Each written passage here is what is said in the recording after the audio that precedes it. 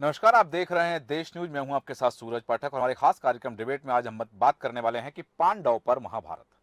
दरअसल मध्य प्रदेश विधानसभा चुनाव में अब कौरव पांडव की एंट्री हो गई है। मध्य प्रदेश विधानसभा चुनाव के परिदृश्य में जहां एआईसीसी के अध्यक्ष मल्लिकार्जुन खड़गे ने एक बयान दिया और उन्होंने कहा कि मध्य प्रदेश में भारतीय जनता पार्टी के 5 पांडव चुनाव लड़ रहे हैं। उन्होंने जिक्र किया कि प्रधानमंत्री नरेंद्र मोदी, मुख्यमंत्री शिवराज सिंह चौहान, ईडी, सीबीआई और इनकम टैक्स, ये डिपार्टमेंट कुल मिला के 5 लोग हैं और 5 पांडव चुनाव लड़ रहे हैं। मध्य प्रदेश विधानसभा चुनाव के प्रचार के लिए बुंदेलखंड के दमोह पहुंचे प्रधानमंत्री नरेंद्र मोदी ने कांग्रेस अध्यक्ष मल्लिकार्जुन खड़गे के बयान का जिक्र करते हुए कहा कि हमें गर्व है कि हम पांडव हैं और पांडव की राह पर चल रहे हैं। प्रधानमंत्री नरेंद्र मोदी ने दमोह की जनसभा में कहा कि कांग्रेस के लिए देश और राज्य का विकास जरूरी नहीं है, बल्कि उनके लिए उनका अपना स्वार्थ सबसे ज्यादा जरूरी है। एक तरफ जहां यह कहा जा रहा है कि मल्लिकार्जुन खड़गे ने भारतीय जनता पार्टी की जो रीति नीति है उसको लेकर के, या फिर ये कहा कि भारतीय जनता पार्टी के लोग 5 पांडव की तरह हैं, तो बीजेपी के लोग और प्रधानमंत्री नरेंद्र मोदी स्वीकार कर रहे हैं कि हम पांडव की राह पर चल रहे हैं। हाँ, हम पांडव हैं, और क्योंकि पांडवों की लड़ाई धर्म की लड़ाई थी। और उन्होंने कहा कि कांग्रेस जो है कौरवों की तरह है और कांग्रेस कौरव जो है वो अधर्म की लड़ाई लड़ रहे हैं, तो ये धर्म और अधर्म के बीच की लड़ाई है। प्रधानमंत्री नरेंद्र मोदी ने दमोह की सभा में कहा कि 2014 से पहले देश ने 10 वर्ष तक कांग्रेस को मौका दिया, लेकिन किसी को पता नहीं था कि देश के प्रधानमंत्री क्या कर रहे हैं, क्योंकि सब कुछ रिमोट से चल रहा था। पहले प्रधानमंत्री रिमोट से चल रहे थे और आज भी कांग्रेस की रिमोट की आदत नहीं गई है। प्रधानमंत्री को रिमोट को चलाने के बाद अब कांग्रेस के अध्यक्ष रिमोट से चल रहे हैं। प्रधानमंत्री नरेंद्र मोदी ने कहा कि कांग्रेस के अध्यक्ष वरिष्ठतम नेताओं में से एक हैं, लेकिन वो बस नाम मात्र के रह गए हैं। कभी कभी वो खुद के मूड में आ जाते हैं तो इस तरह की बातें कहे जाते हैं। पांडवों का जो बयान है उस बारे में जिक्र करते हुए पीएम मोदी ने कहा कि जब रिमोट चलता है तब वो सनातन को गाली देते हैं, लेकिन रिमोट बंद होते ही उन्हें सनातन याद आ जाता है। अब मध्य प्रदेश के विधानसभा चुनाव में कौरव पांडवों की एंट्री हुई है और पांडव को लेकर महाभारत हो रही है। अब देखते हैं कि ये चीज कहां तक जाएगी। पहले सुनते हैं कि नरेंद्र मोदी ने दमोह की सभा में क्या कहा है, इस बयान को लेकर क्या प्रतिक्रिया दी है उन्होंने।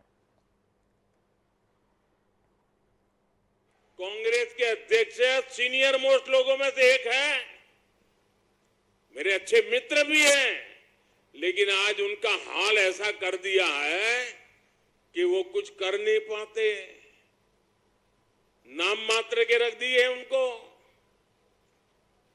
लेकिन मैं कभी कभी देखता हूं कि हमारे कांग्रेस अध्यक्ष जी खुद के मूड में आ जाते हैं। कभी ये रिमोट का अगर चार्जिंग खत्म हो गया हो या कनेक्टिविटी टूट गई हो तो उनके मुंह से कुछ अच्छी बातें निकल जाती है। मैंने कहीं पढ़ा, कल उन्होंने पांडवों को याद किया था।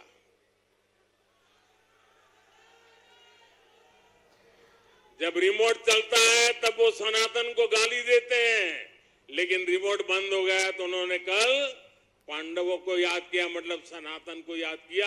और उन्होंने ये कहा भाजपा में 5 पांडव है। देखिए, जब सच बोलते हैं तो कैसी बात निकलती है जी।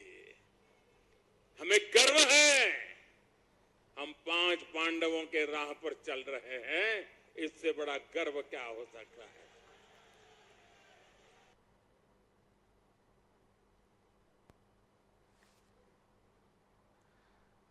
प्रधानमंत्री नरेंद्र मोदी कह रहे हैं कि हाँ, हम पांडवों की राह पर चल रहे हैं, क्योंकि पांडव धर्म की लड़ाई लड़ रहे थे और हम धर्म की राह पर चल रहे हैं। लेकिन यहाँ उन्होंने कह दिया कि कांग्रेस कौरवों के नक्शे कदम पर चल रही है, मतलब अधर्म की लड़ाई लड़ रही है।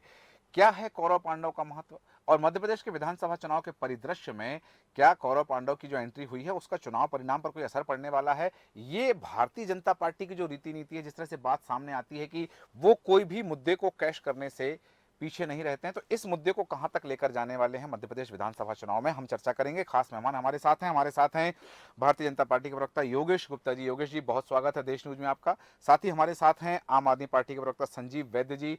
संजीव जी, आपका स्वागत करते हैं देश न्यूज में।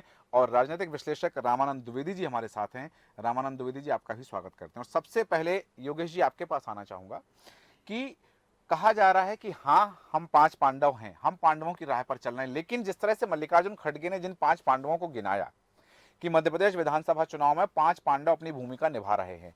पहले प्रधानमंत्री नरेंद्र मोदी, दूसरे नंबर पर शिवराज सिंह चौहान का नाम लिया है, तीसरे नंबर पर ईडी और चौथे नंबर पर उन्होंने जिक्र किया है इनकम टैक्स डिपार्टमेंट का और 5वें नंबर पर सीबीआई का जिक्र किया। तो ये 5 पांडव क्या भारतीय जनता पार्टी के 5 पांडव हैं?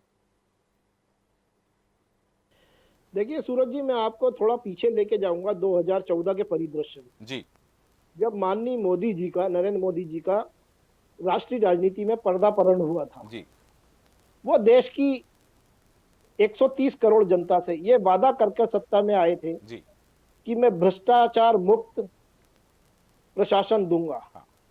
स्वच्छ प्रशासन दूंगा, हाँ। और धर्म के प्रति युद्ध लड़ूंगा, न्याय के प्रति संजीदा रहूंगा, किसी चोर उचक्के को भारत के खजाना पे हाथ नहीं डालने दूंगा।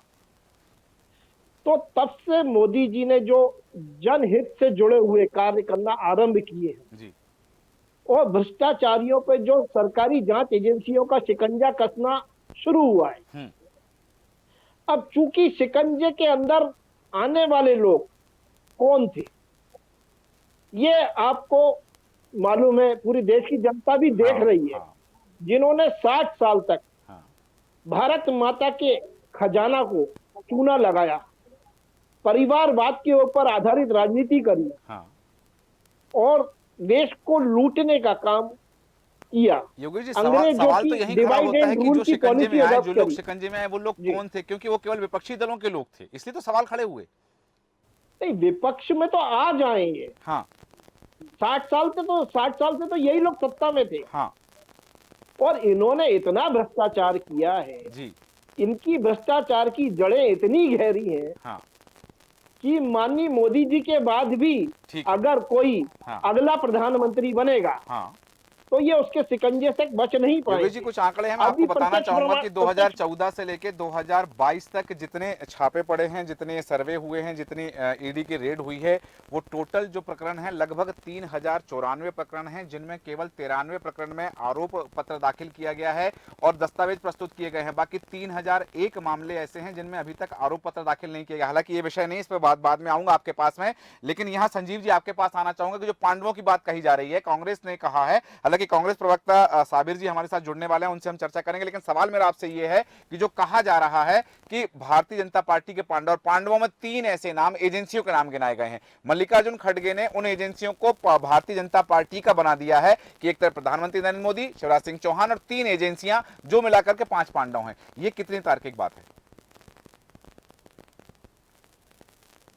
तो मुझे कहीं भी नजर नहीं आ रही है। मुझे समझ में नहीं आ रहा कि खड़गे साहब प्रशंसा कर रहे हैं कि आलोचना कर रहे हैं। हाँ। क्योंकि पांडव तो धर्म का प्रतीक थे जी, लेकिन मैं ये जरूर बोलूंगा कि आधुनिक लोकतांत्रिक महाभारत तो शुरू हो चुकी है जी, और कौन कौरव है कौन पांडव है, हाँ, ये तो जनता तय करेगी। हाँ, और जनता है श्री कृष्ण, भगवान श्री कृष्ण के रूप में जनता है। हाँ, और ये जनता जिसके पक्ष में जाकर के बैठेगी उसी की सरकार बनेगी, वही जीतेगी। हाँ। तो जनता को ही तय करने दीजिए, जनता रूपी भगवान कृष्ण को तय करने दीजिए कौन पांडव है और कौन कौरव। नहीं, लेकिन संजीव जी, कृष्ण तो पांडवों के साथ थे महाभारत में। बिल्कुल, जनता जिसके साथ होगी वही जीतेगा, वही पांडव होगा। किसी के बोलने से थोड़ी कोई पांडव कृष्ण थोड़ी। अच्छा, मतलब यदि आपके प्रत्याशी जीत के आ जाएंगे तो आप पांडव कहलाएंगे, मतलब ये ईडी सीबीआई सब आपकी हो जाएंगी फिर? नहीं, मैं खड़गे साहब के पांडवों की बात नहीं कर रहा हूँ। मैं महाभारत के पांडवों की बात कर रहा हूँ। मैं धर्म की बात कर रहा हूँ। अच्छा जी, ठीक है, वापस आता हूँ आपके पास में। रामानंद द्विवेदी जी, जो बात सामने आ रही है कि जो जीतेगा वो पांडव, क्योंकि हमने इस तरह की कहावतें कुछ और भी सुनी है कि पहले चलता था जो जीतेगा वो सिकंदर, फिर बाद में आया कि जो जीता वो विक्रमादित्य, इस तरह की बातें। अब आया कि जो जीता वो पांडव। और ये लोकतांत्रिक महाभारत, एक शब्द दिया है संजीव जी ने कि ये लोकतांत्रिक महाभारत शुरू हो गई है। एक तरफ कौरव है, एक तरफ पांडव हैं। अब कौन कौरव है, कौन पांडव है, कौन कृष्ण है? कृष्ण कहा जा रहा है, जैसे संजीव जी ने कहा कि जनता जो है वो श्री कृष्ण की भूमिका में है।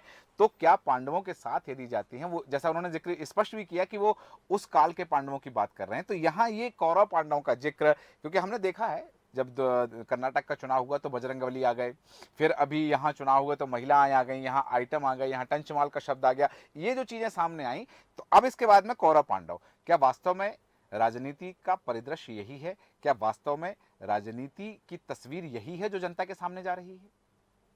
ये सूरज जी, ये खड़गे जी ने जो कहा जी कि पांडवों की लड़ाई है, तो हाँ। पांडव कौन थे? हाँ यानी अपने आप को वो कौरव मान लिए क्या? हाँ कि उनके साथ भीड़ थी जी पांडवों के साथ? पांडव यदि महाभारत के पांडवों की बात कर रहे हैं जी तो निश्चित तौर पे वो धर्म की लड़ाई लड़ते थे। हाँ कृष्ण उनके साथ में थे।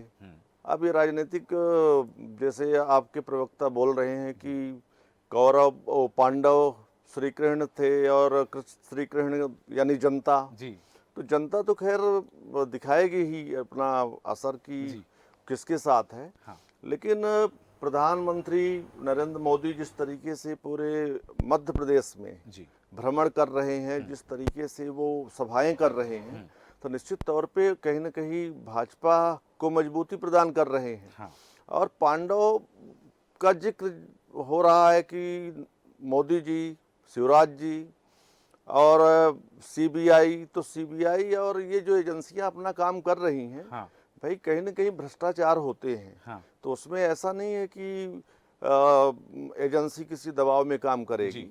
तो अब भाजपा सरकार है, तो अब ये खड़गे जी का निजी बयान हो सकता है हाँ कि उसको पांडवों से जोड़ रहे हैं। जी लेकिन यदि भ्रष्टाचार नहीं किए हैं तो उनके ऊपर कैसे प्रकरण दर्ज हो रहे हैं? हाँ। कैसे जेल के शिकंजे में हैं? जी तो कहीं न कहीं सरकारी एजेंसियों को इस लोकतांत्रिक व्यवस्था में नहीं लाना चाहिए। जी वो अपना काम कर रही हैं। हाँ।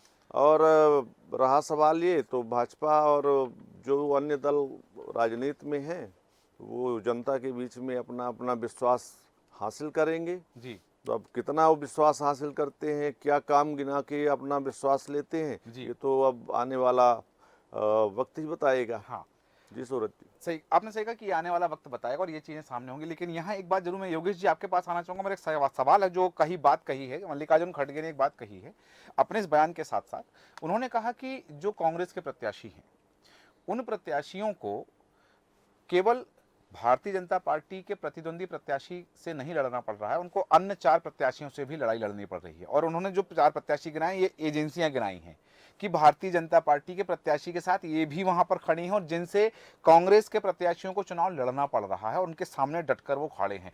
तो चुनाव में ईडी की भूमिका, चुनाव में सीबीआई की भूमिका, चुनाव में इनकम टैक्स की भूमिका, इनको लेकर के सीधा सवाल कि ये भारतीय जनता पार्टी की ओर से चुनाव लड़ रही हैं, ये एजेंसियां उनके भारतीय जनता पार्टी के प्रत्याशियों को समर्थन कर रही हैं, सीधे बयान का मतलब यही जा रहा है। इस पर भारतीय जनता पार्टी का क्या पलटवार अभी तक, क्योंकि ये तो पांडवों पर तो आ गया है, लेकिन ये कि ये प्रत्याशी हैं, ये उनके सामने दीवार बन के खड़े हैं कि कांग्रेस के प्रत्याशी के सामने कि वो भारतीय जनता पार्टी का प्रत्याशी का मुकाबला तो बाद में, पहले इन 3 से मुकाबला कर रहा है कांग्रेस का प्रत्याशी।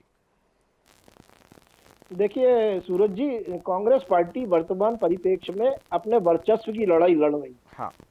और चुनाव के बाद 3 दिसंबर को जो परिणाम आएंगे जी, तो मध्य प्रदेश में कांग्रेस निश्चित रूप से, मैं ऐसा मानता हूं कि उत्तर प्रदेश, बिहार, हाँ। गुजरात, पश्चिम बंगाल की तर्ज पर हाँ। नजर आएगी। उसका कारण है, देखिए पांडवों में एक पांडव इन्होंने मामा शिवराज जी को गिनाया जी, जो निरंतर मध्य प्रदेश में पिछले 18 वर्षों से हाँ। हमारी माँ बहन बेटियों के उत्थान के लिए हाँ। प्रयासरत है। हाँ। उनके जीवन स्तर को कैसे ऊपर उठाया जाए, जी, हमारी माँ बहन बेटी कैसे सुखी हो, हाँ। हमारी छात्राएं, हमारी भांजियां कैसे आगे बढ़े, पढ़े, जी, देश में नाम रोशन करें। हाँ। आज रक्षा एजेंसियों में भी हमारी बेटियों ने गौरव के परचम फैलाए, हाँ। एशियाड में मेडल लेकर आ रही हैं। हाँ। तो ये माननीय मोदी जी के पिछले 9-10 वर्षों का हाँ। जो कुशल नेतृत्व है, जिसमें भारत की साख बढ़ी है, जी, वो निरंतर भ्रष्टाचार के विरुद्ध युद्ध लड़ रहे हैं। जी, तो ये तिलमिलाहट असल में गांधी परिवार की है। अच्छा, और जिनको प्रत्याशियों के माध्यम से नीचे जनता को भ्रमित करने के लिए उतारा जा रहा है। मैं ये सवाल और मेरा रही दरअसल बात- योगेश जी, मेरा सवाल इसलिए भी आपसे लाजमी ये था, आप मेरी बात जी। को अन्यथा कदापि न लें, क्योंकि इसी आज आप बात करें कि गांधी परिवार की तिलमिलाहट, ये गांधी परिवार के जो उपज है वो चीज आ रही है। अब यहाँ क्योंकि कल तक कुछ समय पहले तक हमने देखा है कि आप भी गांधी परिवार का गुणगान करते थे। नहीं, देखिए सूरज जी, वो उस समय जब मैं जिस पार्टी में था, जी, उस पार्टी का डिफेंड करना हाँ मेरा फर्ज होता है एक प्रवक्ता का, जी जी है ना। और आज मैं जिस पार्टी के लिए काम कर रहा हूँ, जी निश्चित रूप से मैं ये देख पा रहा हूँ पिछले 60-65 सालों में जो कांग्रेस के शासन में देश में काम हुआ हाँ और पिछले 9-10 सालों में जो काम हुआ, हाँ उसमें जमीन आसमान का अंतर है। हाँ अगर मोदी जी जैसा कुशल नेतृत्व 60-65 साल पहले होता, हाँ निश्चित रूप से आज भारत दुनिया में नंबर 1 शक्तिशाली देश होता। ठीक तो हम रोजगार के अवसर सृजन कर रहे हैं, हाँ। हम अपनी आर्थिक नीतियों को लेकर जनता के बीच में जा रहे हैं, हाँ हम ये जुमले आदि को लेकर नहीं जा रहे हैं इस बार। माँ बहन बेटी युवाओं के रोजगार को लेकर, हाँ। देखिए शिवराज जी भी हर सभा में यही बात कर रहे हैं, हाँ मोदी जी भी यही बात कर रहे हैं, किसान भाइयों का जीवन स्तर कैसे हो सुधरे। हाँ हमने 4 करोड़ से ज्यादा आवास गरीब कल्याण की योजनाओं के अंतर्गत हाँ प्रधानमंत्री आवास योजना के तहत बनाए। ठीक है क्या कभी 60-65 साल में बने इतने आवास? हमारा आज कृषि का जो सिंचित रकबा है 4,33,000 हेक्टेयर है। जी क्या दिग्विजय सिंह जी के शासन में कभी था? 25,000 हेक्टेयर था। हाँ आज हमारी जीडीपी देश के 4 टॉप राज्यों में, मध्य प्रदेश की। हाँ दिग्विजय सिंह के टाइम में बीमारू पिछड़ा राज्य था, आज हम विकसित राज्य की श्रेणी में आ खड़े हुए हैं। ठीक है। तो निश्चित रूप से मध्य प्रदेश की जनता ये देख रही है, भली भांति समझ रही है। मध्य प्रदेश का विकास हुआ तो भारतीय जनता पार्टी के कार्यकाल में भ्रष्टाचारी भारतीय कौन जनता है? पार्टी ने किया। ये आपका आशय है कि मध्य प्रदेश में भी कोई विकास हुआ है? मध्य प्रदेश निश्चित रूप से उसके अच्छी लिए स्थिति में बहुत आया। प्रयास किए भारतीय जनता पार्टी ने। ठीक है, बिल्कुल। संजीव जी आपके पास आना चाह रहा था इसी बात को आगे बढ़ाते हुए कि जहां एक तरफ पांडवों की बात हो रही है, प्रधानमंत्री नरेंद्र मोदी एक बात कह रहे हैं कि हाँ हम पांडव हैं। प्रदेश के जो मुखिया हैं भारतीय जनता पार्टी के मुख्यमंत्री शिवराज सिंह चौहान उससे एक कदम आगे बढ़ के कह रहे हैं कि हाँ हम पांडव हैं, लेकिन कांग्रेस में 2-2 धृतराष्ट्र हैं, कमलनाथ और दिग्विजय सिंह। स्पष्ट नाम लेकर उन्होंने कहा कि ये वो धृतराष्ट्र हैं, एक धृतराष्ट्र महाभारत काल के थे जिन्होंने अपने बेटी की महत्वाकांक्षाएं पूरी करने के लिए पूरी दुनिया को युद्ध में झोंक दिया और वंश का नाश कर दिया। और ये वो दो धृतराष्ट्र हैं जो अपने बच्चों की महत्वाकांक्षाएं पूरी करने के लिए कांग्रेस को आग में झोंक रहे हैं। ये तो अगर इस तरह की बात आ रही तो सीधा सीधा बेनिफिट तो आपको मिलते हुए दिखाई दे रहा है, एक्स्ट्रा एडवांटेज मिल रहा है आम आदमी पार्टी को तो इसमें फिर। जी देखिए, हम जो है ना इनकी गलतियों का एडवांटेज उठाने के लिए मैदान में नहीं उतरे हैं जी। हम अपनी अच्छाइयां, हम अपने कार्यों का एडवांटेज उठाने के लिए मैदान में उतरे हैं जी। दिल्ली और पंजाब में जो हमने काम किया है जी वो उसके सब नतीजे जनता देख रही है, जनता के सामने है जी। और जनता अगर हमें चुनेगी तो दिल्ली और पंजाब में हमारे किए गए कार्यों की समीक्षा के आधार पर चुनेगी, ना कि महाभारत कालीन जुमलेबाजी धृतराष्ट्र सब चीजों के आधार पर। हाँ। जनता किसी को नहीं चुनती था। मध्य प्रदेश की जनता बहुत समझदार है, हाँ। बहुत जागरूक है, इन सब बातों में पढ़ने वाली नहीं है। और मैं तो आपसे विनम्र अनुरोध करता हूँ जी कि ये धार्मिक महाभारत ये सब चीजें चुनावी राजनेताओं को करने दीजिए। हाँ। आपका चैनल बहुत अच्छा, हम यहाँ पर सकारात्मक बातचीत करें। क्यों इस प्रकार की धार्मिक, मैं इसलिए कि ये जो धार्मिक चीजें हैं, बात जब कही जा रही है कि कृष्ण जो है वो आम जनता है और यहाँ वो धृतराष्ट्र हैं, हम कौरव हैं, वो पांडव, ये जो बातें सामने आ रही है क्योंकि ये जनता के बीच की बात है ना, जनता के बीच कही जा रही है। प्रधानमंत्री नरेंद्र मोदी कह रहे हैं कि हम पांडवों की राह पर चल रहे हैं, हमें गर्व है। तो इसलिए क्या वास्तविकता है और इसमें आम अभिमत क्या है, उस पर चर्चा करने लाजिमी बन जाता है। वापस आऊंगा आपके पास में और कांग्रेस प्रवक्ता दीप्ति पंडित जी हमारे साथ जुड़ी हुई है। दीप्ति जी बहुत स्वागत है देश न्यूज में आपका। और आपके पास आना चाहूंगा दीप्ति जी, जो बात कही जा रही है, मल्लिकार्जुन खड़गे कह रहे हैं कि कांग्रेस के नेताओं के लिए 5 पांडव खड़े हुए हैं, भारतीय जनता पार्टी में 5 पांडव हैं, 3 एजेंसियां, प्रधानमंत्री नरेंद्र मोदी और शिवराज सिंह चौहान। ये पांडव बताया है। प्रधानमंत्री नरेंद्र मोदी कह रहे हैं कि हम पांडव, यदि हमें बताया तो हमें गर्व है। कांग्रेस कौरवों की भूमिका निभा रही है और कौरवों के नक्शे कदम पर चल रही है। कांग्रेस का क्या मंतव्य है? देखिए, पहली बात तो मैं क्षेत्र से आ रही हूँ जी, और लगातार चुनाव में, मध्य प्रदेश चुनाव में हम व्यस्त हैं। मेरे संज्ञान में अभी कोई ऐसा मामला, ऐसा कोई भाषण नहीं आया कि किसने क्या कहा। हाँ। है ना, यहाँ तक कि हम जब ये बयान सुनेंगे कि हमारे आदरणीय जी ने क्या कहा या मोदी जी ने क्या कहा, हाँ। तब हम उस पर चलिए एक बात मैं आपको बता दूं कि मल्लिकार्जुन खड़गे जी का जो कल बयान आया था वो ये बयान आया था, उन्होंने कहा था कि बीजेपी के 5 पांडव हैं मध्य प्रदेश में। जब कल सभा कर रहे थे उन्होंने कहा था, तो उन्होंने कहा था पहले प्रधानमंत्री नरेंद्र मोदी, शिवराज सिंह चौहान, ईडी, सीबीआई और इनकम टैक्स, ये 5 पांडव बीजेपी के हैं। उसके पलटवार करते हुए जो कहा है प्रधानमंत्री नरेंद्र मोदी ने कि हाँ, यदि हमें पांडव कहा है तो हमें गर्व है, क्योंकि पांडव धर्म की लड़ाई लड़ रहे हैं और हम धर्म के साथ हैं। ये पूरा माजरा ये है। जी दीप्ति जी। देखिए, कभी कभी बात करने का तरीका कुछ होता है, हाँ। और कहा कुछ जाता है, हाँ। और तोड़ मरोड़ के बयान कुछ पेश किया जाता है। हाँ। मैं फिर आपसे वही कहती हूँ, जब तक वास्तविक टिप्पणी आदरणीय खड़गे जी, क्योंकि खड़गे जी हमारे हाँ। जनता से जुड़े हुए, जमीन से जुड़े हुए बहुत सभ्य और बहुत मजे हुए विवेकशील पुरुष हैं। हाँ। आदरणीय खड़गे जी एक पूरे दल का नेतृत्व करते हैं, एक राष्ट्रीय दल अध्यक्ष है वो हमारी कांग्रेस पार्टी के। ठीक है, उन्हीं खड़गे जी के लिए प्रधानमंत्री नरेंद्र मोदी ने कहा कि रिमोट से चल रहे हैं वो, और जब रिमोट चलता है तो वो सनातन को गाली देते हैं। बात सुनिए आप पूरी। जी, आपके संज्ञान के लिए बता रहा हूँ कि प्रधानमंत्री नरेंद्र मोदी ने क्या कहा है, आपके संज्ञान के लिए बता रहा हूँ मैं, तो आपकी बात काट नहीं रहा हूँ। जी बताएं अपनी बात। मरोड़ के पेश किया जाता है। हाँ। हम बहुत दिनों से सुनते आ रहे हैं, आलू से सोना बनाने वाला बात। हाँ। आप ही जैसे पत्रकार साथियों और सोशल मीडिया के साथियों ने इतना वायरल, इतना फेमस कर दिया कि आज तक जनता बयान की सच्चाई को नहीं समझ पाई। हाँ। तो हो सकता है कि गुमराह करने वाली कोई स्थितियां हो, ठीक है, या तोड़ मरोड़ को कोई भाषण पेश किया गया हो। चलिए ठीक है, आपकी बात मान ली। परिप्रेक्ष्य में, किस परिप्रेक्ष्य में उन्होंने ये बात कही है, उन्होंने क्या कहा है, उसका आशय जी जब तक हम नहीं सुन लेंगे। चलिए आप सुन लीजिएगा पहले उसको, एक बार उस फिर चर्चा करूंगा। लेकिन एक बात तो शायद आपने सुनी, क्योंकि प्रधानमंत्री नरेंद्र मोदी का दमोह में जो भाषण था सभा में, उन्होंने कहा है कि मल्लिकार्जुन खड़गे बड़े नेता हैं, बड़ा नाम है, लेकिन वो रिमोट से चल रहे हैं। जब रिमोट चालू होता है तो सनातन को गाली दे देते हैं, जब रिमोट बंद कर दिया जाता है तो सनातन की उन्हें याद आने लगती है। ये प्रधानमंत्री नरेंद्र मोदी ने कहा, ये हम आपको बता रहे हैं, अक्षरशः सही बता रहे हैं। तो क्या मल्लिकार्जुन खड़गे रिमोट से चल रहे हैं जैसे पहले प्रधानमंत्री चला करते थे रिमोट से? आपका शायद सिग्नल वीक हो रहा है। अच्छा, मैं एक बार फिर अपना प्रश्न दोहरा रहा हूं। प्रधानमंत्री नरेंद्र मोदी कह रहे हैं कि मल्लिकार्जुन खड़गे जैसे बड़े नेता कांग्रेस के रिमोट पर चलते हैं। पहले प्रधानमंत्री रिमोट पर चला करते थे और अब एआईसीसी के अध्यक्ष रिमोट पर चल रहे हैं। ये बात प्रधानमंत्री नरेंद्र मोदी ने कही है। क्या मल्लिकार्जुन खड़गे रिमोट से चलने वाले नेता हैं?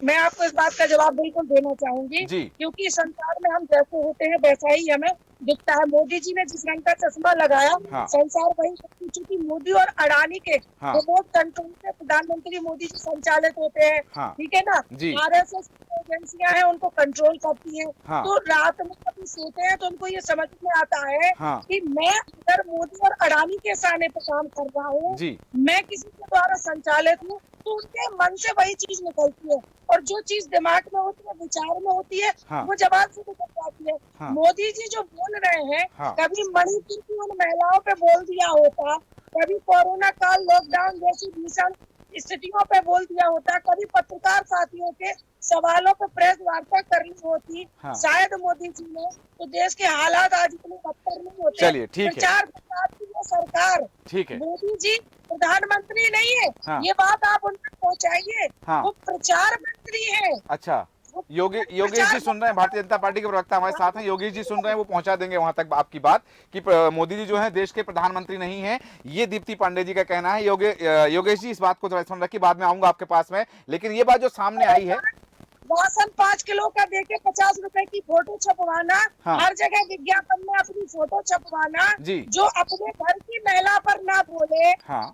जो अपने घर की महिला जो दर दर भटक रही, जिनको वो छोड़ चुके हैं, हाँ। उन पर वो नहीं बोलते, दूसरों पर वो बोलते हैं, खुद किसके रिमोट से चल रहे हैं वो नहीं बताते। चलिए ठीक है दीप्ति जी, ठीक है दीप्ति जी, वापस आता हूँ आपके पास, आपका वापस आऊंगा। लेकिन द्विवेदी जी आपके पास आना चाह रहा हूँ। ये जो बात रिमोट वाली बात आ गई कि वो अब ये जो कहा जा रहा है कि अडानी के रिमोट से चल रहे हैं, प्रधानमंत्री नरेंद्र मोदी देश के प्रधानमंत्री हैं, संवैधानिक पद पर बैठे हुए हैं, कि वो देश के प्रधानमंत्री नहीं है, प्रचार मंत्री हैं। ये जो कांग्रेस की ओर से वक्तव्य आ रहा है वो चीज है, पांडव वाली चीज है। हालांकि जो संजीव जी ने एक अच्छी बात कही है कि ये जो चर्चा है, ये चर्चा चूंकि नेताओं के भाषण है, इसलिए हमें उनकी वास्तविकता और उन पर क्या वाद प्रतिवाद उस पर चर्चा करनी होती है। लेकिन वास्तव में जो मेरा पहला सवाल था कि राजनीति का परिदृश्य क्या इस स्तर तक चला गया है कि जहां आरोप प्रत्यारोप की धार तो तेज हो, लेकिन व्यक्तिगत आरोप इतने तेज हो जाएं कि वहां शब्दों की गरिमा, शब्दों की भाषा संवैधानिक पद पर बैठे हुए व्यक्ति को ध्यान ना रहे।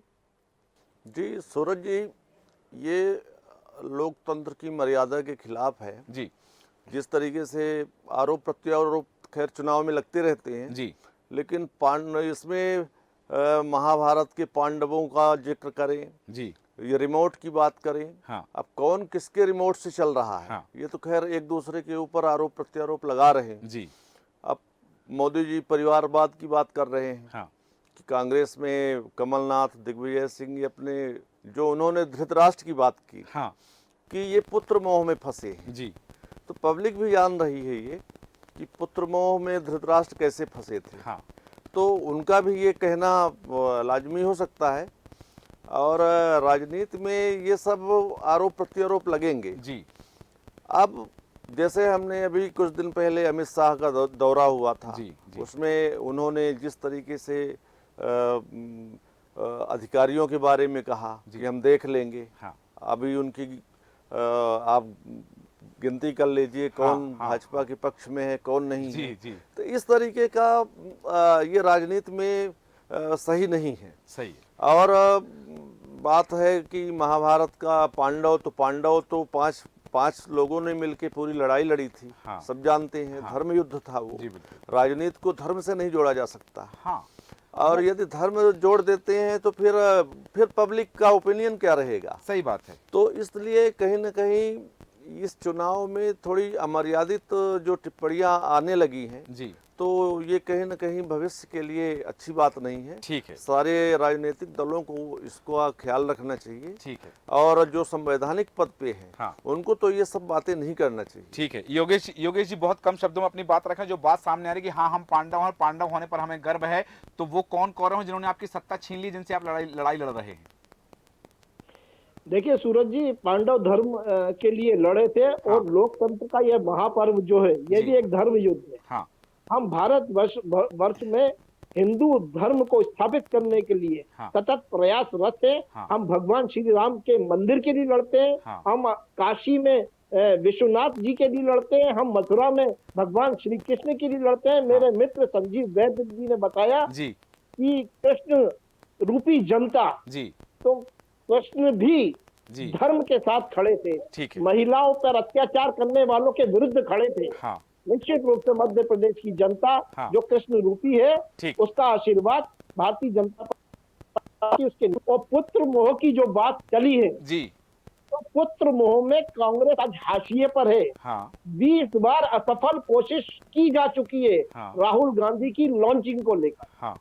इसके चक्कर में आज कांग्रेस जो 125 साल पुरानी पार्टी थी, थोड़ी देर पहले आपने मुझसे प्रश्न किया था कि आप जब कांग्रेस में थे तो गांधी परिवार, तो वो गांधी परिवार से मेरा तात्पर्य होता था इंदिरा जी और राजीव जी से। अच्छा, ठीक। और आज की जो कांग्रेस है ये पप्पू कांग्रेस है। ओके, ठीक है। जिस तरह से अब वो मतलब परिवार बदल गया है, पर लोग बदल गए हैं। अलग है। क्योंकि इंदिरा जी का कहना हुआ करता था ना जात पर ना पात पर मोहर लगेगी हाथ पर। और आज राहुल गांधी जी जातिगत जनगणना की बात कर रहे हैं।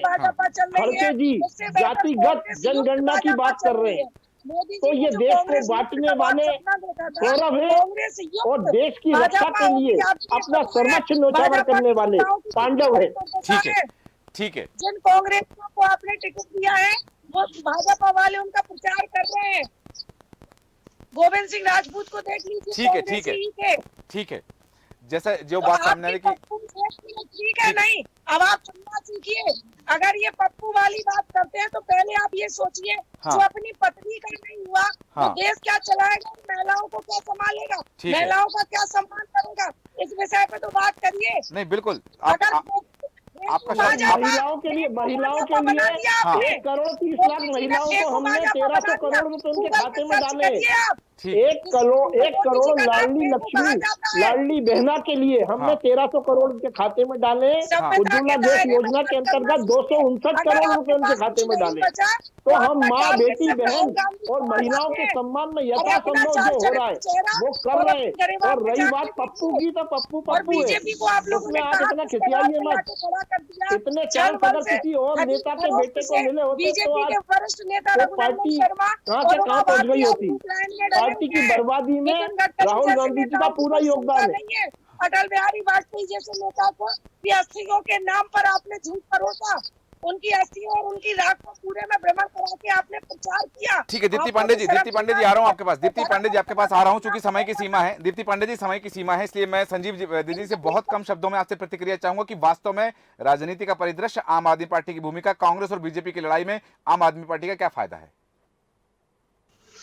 देखिए, कांग्रेस और बीजेपी की लड़ाई में आम आदमी पार्टी का क्या फायदा है ये जनता तय करेगी, क्योंकि हम कांग्रेस न कांग्रेस का फायदा उठाने के लिए आए हैं जी, ना भाजपा का फायदा उठाने के लिए आए हैं। हम जनता के लिए लड़ने के लिए आए हैं, जनता के लिए काम करने के लिए आए हैं जी। ये फैसला जनता को ही करने दें कि हमें क्या फायदा जनता दे सकती है। ठीक है, आपने सही कहा कि जनता फैसला करेगी और जनता को ही फैसला करने दी जाएगा। लेकिन दीप्ति जी बहुत कम शब्दों में अपनी बात रखें, आपके पास आ रहा हूं आपका सम्मान करते हुए कि ये पूरा सिनेरियो जो बात आपने कही कि ये कांग्रेस अब बदल गई, जैसे योगेश जी ने कहा, लेकिन इन सब चीजों के बीच आपने कहा आपको पांडुआ वाला बयान नहीं पता है, लेकिन आपको ये बयान पता था कि रिमोट कंट्रोल से मल्लिकार्जुन खड़गे चल रहे हैं। तो ये जो पूरा सिनेरियो आ रहा है, आप कहने की जो अपनी पत्नी करनी हो वो देश का क्या होगा? तो पिछले 9 साल से तो देश चला रहे हैं वो। ये आपने ही बताया। मैंने वो भी बताया था, मैंने ही बताया था मल्लिकार्जुन खड़गे का बयान। वो आपने इसलिए नहीं बताया क्योंकि आलू और सोना वाले बयान को आप जैसे ही मीडिया के साथ दीप्ति जी मेरी बात सुनिएगा, आप जैसे मीडिया वाले नहीं। वो बयान जो मल्लिकार्जुन खड़गे का है रिकॉर्डेड है, आप कहो तो मैं चला के सुना दूं आपको। आप लोग अगर निष्पक्षता से बात करें हाँ। तो शायद इस देश का भला हो सकता है। अच्छा, मतलब मीडिया की निष्पक्षता पर कांग्रेस सवाल उठाएगी अब? मतलब कांग्रेस मीडिया की निष्पक्षता पर सवाल उठाएगी? कांग्रेस की निष्पक्षता कहाँ है? ये अपने गिरबान में नहीं झांकती है कांग्रेस जी कि हम कहाँ गलती कर रहे हैं। ठीक है, ये जनता के जनादेश पे सवाल उठाते हैं। ठीक है, बिल्कुल। ये जांच एजेंसियों पर सवाल उठाते हैं, ये मीडिया के ऊपर भी सवाल उठाते हैं। ठीक है, ये न्यायिक जो हमारे न्यायाधीश है उनके ऊपर भी सवाल उठाते हैं। जिस दिन मीडिया ने बायकॉट कर दिया ना, जिस दिन मीडिया ने बायकॉट कर दिया तो अपनी बात कहने के लिए प्लेटफॉर्म नहीं मिलेगा आप लोगों को, ध्यान रखिएगा इस बात का आप। ठीक है, चलिए रामानंद द्विवेदी जी बहुत कम शब्दों में आधे मिनट अपनी बात रखें कि वास्तव में राजनीति में जो बात सामने आ रही है कि ये प्रधानमंत्री नरेंद्र मोदी कमान संभाले हुए हैं, अमित शाह कमान संभाले हुए हैं, भारतीय जनता पार्टी और कांग्रेस की रीति नीति पर बहुत कम शब्दों में अंतिम प्रतिक्रिया आपसे। बिल्कुल, प्रधानमंत्री जिस तरीके से मध्य प्रदेश में ताबड़तोड़ सभाएं कर रहे हैं जी, तो उससे जनता सीधे जुड़ रही है, जनता उनकी भावनाओं को समझ पा रही है जी। और कांग्रेस हो चाहे आप पार्टी हो जी, इनको भी चाहिए कि जनता तक अपनी आवाज को अच्छे से रखें, अपनी योजनाओं को बताएं जी, और एक स्वच्छ लोकतंत्र व्यवस्था का परिचय दें। बिल्कुल सही कहा, यही हमारा कहना है। सभी लोकतंत्र के वहां पर, विश्व के सबसे बड़े लोकतंत्र के सबसे बड़े पर्व पर यदि इस तरह की बात आए कि शुचिता की बात की जाए या फिर स्वस्थ लोकतंत्र की बात की जाए, तो इस तरह की जो बातें हैं वो नहीं आना चाहिए, क्योंकि यहाँ आरोप प्रत्यारोप अपनी जगह है, लेकिन अपनी उपलब्धियां और नाकामियों पर चुनाव लड़ा जाना चाहिए कि सामने वाले की नाकामी यदि गिनाई जाए तो अपनी उपलब्धियां बताई जाएं, ये चीजें होना चाहिए। हालांकि बिंदुओं ने जिन पर हम चर्चा कर सकते हैं, पर समय का अभाव है, चर्चा को विराम देंगे। योगेश गुप्ता जी, संजीव वैद्य जी, रामानंद द्विवेदी जी, दीप्ति पांडे जी, आप सभी का धन्यवाद चर्चा में शामिल होने के लिए। और अब बात जो आ रही है कि पांडव पर महाभारत तो हो रही है, लेकिन पांडव जो बताया जा रहा है कि हम, हाँ, यदि हमें पांडव कहा गया तो हम पांडव हैं, हम धर्म की लड़ाई लड़ रहे हैं। दूसरी तरफ कहा जा रहा है कि यदि कांग्रेस कौरव है तो कौरव किस राह पर चल रहे हैं। और कृष्ण की भूमिका को जो संजीव जी ने बताया है कि जनता कृष्ण की भूमिका है, तो जनता क्या पांडव के साथ होने वाली है या फिर कौरवों के साथ इस बार चले जाएंगे कृष्ण, ये देखना दिलचस्प होगा। और जनता कैसे आशीर्वाद देगी, ये इस पर हम बात करेंगे 17 तारीख के बाद कि 17 तारीख को जनता ने किसे अपना सरताज बनाया और किसे सहरा पहनाया। हमारे आज के खास कार्यक्रम में इतना ही। आप बन रहे हैं देश न्यूज के साथ। नमस्कार।